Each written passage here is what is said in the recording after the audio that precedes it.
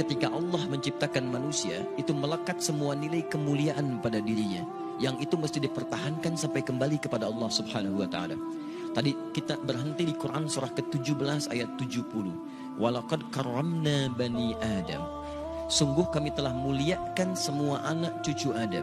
Mulia. Dan ketika disebut mulia, itu melekat pada seluruh anggota tubuh kita. Makanya saking mulianya jasad ini, tidak boleh anggota tubuh kita digunakan untuk hal-hal yang tidak mulia. Misal, saya sering tanyakan pada teman-teman, apa fungsi mata? Kebanyakan orang mengatakan untuk melihat. Beda. Mata kita ini mata mulia. Karena itu ketika keluar tuntunan tentang melihat, itu penglihatan dilekatkan dengan kemuliaan. Kalau cuma melihat, hewan pun melihat. Dan tidak layak membandingkan mata hewan dengan mata kita. Karena mata hewan tidak mulia sekalipun melihat, maka itu dia tidak dihisab. Tidak dihisab, tapi mata kita dihisab. Saking mulianya. Quran surah 17 ayat 36. Inna sam'a wal basara wal fu'ada kullu ulaika kana anhu mas'ula.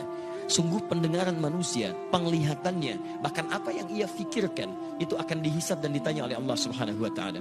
Makanya ketika mata Anda akan digunakan untuk melihat, kata Allah, saya tidak ridha kalau digunakan pada yang tidak baik. Turun Quran surah ke-24, surah cahaya. Mata orang-orang yang bercahaya akan berbeda dengan mata biasa.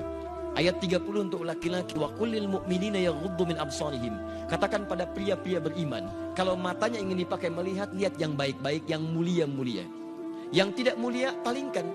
Yang tidak layak untuk dilihat, palingkan. Maaf, gambar-gambar kotor, pornografi, porno aksi, itu tidak mulia. Makanya ketika dilihat tidak ridha. Allah tidak ridha, tanda Allah tidak ridha, hati kita pun merasa gelisah dan bersalah di dalamnya. Kalau tidak percaya silahkan Anda mencoba melihat gambar-gambar yang tidak seronok, hati Anda akan menolak. Karena jiwa Anda mulia. Maka hati Anda mengatakan palingkan, itu tidak layak. Palingkan. Bahkan lisan Anda pun dibimbing untuk beristighfar. Astagfirullah, palingkan. Itu nggak bagus. Lisan, karena lisan ini mulia, maka Allah turunkan ayat-ayat kemuliaan menjaga lisan kita supaya tidak keluar dari kemuliaannya. Lisan orang mulia kata-katanya mulia, maka tidak layak keluar celaan dari lisannya. Turun Quran surah 49 ayat 11 sampai dengan 12-nya. Ya ayyuhalladzina amanu, dibuka dengan iman. Kalau ada ayat dibuka dengan iman, kalau isinya perintah, maka perintah itu jadi indikator tingkat keimanan kita. Kalau isinya larangan, maka larangan itu pun menjadi indikator tingkat keimanan kita. Kalau ada orang cepat menunaikan perintahnya, maka itu pertanda imannya kuat. Misal, ayat iman pertama di Al-Baqarah ayat ketiga. Alladzina yu'minuna bil ghaib wa yuqimunas shalah. Iman disandingkan dengan sholat. Ketika iman disandingkan dengan sholat, maka sholat menjadi indikator tingkat keimanan seorang hamba. Allahu Akbar, Allahu Akbar. Anda teringat langsung ke masjid. Iman Anda standar. Standar. Orang yang baru ingat Allah ketika dipanggil, itu standar. Bukankah Anda masuk kampus jam 7, datang jam 7, standar kan? Pas. Kalau Anda datang jam 6, waktu jam 7, Anda hebat namanya, lebih awal. Ada orang bahkan sebelum adzan sudah ingat sholat, itu imannya sedang tinggi. Tapi ketika dipanggil sampai adzan tuntas belum datang. Sampai qomat berlalu belum terpanggil. Sampai dekat waktu sholat yang lainnya belum ada getaran. Ini menunjukkan iman Anda lemah di situ. Lawannya, ketika ada larangan dibuka dengan kalimat iman, maka kemampuan Anda meninggalkan larangan itu pun menunjukkan tingkat kekuatan iman Anda. Ya ayyuhalladzina amanu la yaskhar qaumin qaum. Hei orang-orang beriman, jangan saling mencela. Ketika Anda mengaku beriman dan lisan Anda digunakan untuk mencela orang lain, maka ini menunjukkan ada yang kurang dalam iman Anda, lemah iman Anda. Anda terlihat rajin sholat, di situ menunjukkan iman Anda bagus. Tapi saat bersamaan Anda mencela orang lain, ini menunjukkan ada penurunan dalam iman Anda. Karena ibadah ritual akan nampak dalam nilai-nilai sosial dalam bentuk akhlak. Makanya Nabi memperingatkan orang yang melakukan ibadah ritual tapi kemudian melakukan dosa sosial, maka ibadah ritual pahalanya dipindahkan kepada hamba yang didosai itu. Anda keluar dari masjid kemudian melecehkan orang lain dengan kata-kata Anda. Lihat tuh orang itu, belum mau ke masjid. Iya, mungkin belum dapat hidayah ya. Iya, bukan ahli surga.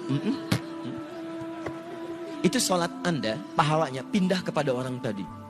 Tu'khadhu hadza min hasanati di hadis Muslim, wa tu'khadhu min hadza min hasanati. Diambil pahala ini dipindahkan kepada orang yang dicela. Anda katakan, alhamdulillah Ustaz, saya tidak seperti yang dibicarakan itu. Insya Allah tidak seperti orang-orang itu tuh Ustaz. Membicarakan orang lain aja pekerjaannya sama. Sama. Makanya ketika Allah turunkan larangan mencela, itu untuk menjaga kemuliaan kita. Supaya kita tidak dihinakan oleh orang lain. Karena orang-orang yang hatinya hina yang akan mengeluarkan kata-kata terhina. Nah, kita itu diciptakan mulia. Jadi ketika lisan Anda mencela, Anda sedang menurunkan kemuliaan Anda di mata Allah Subhanahu wa taala. Catat itu baik-baik. Nah, sekarang persoalannya, ketika Allah muliakan Anda, justru Anda menyandingkan kemuliaan itu dengan hewan yang jauh statusnya. Maka ini merendahkan kemudian ketetapan Allah Subhanahu wa taala, itu yang sangat berbahaya. Itu yang paling bahaya.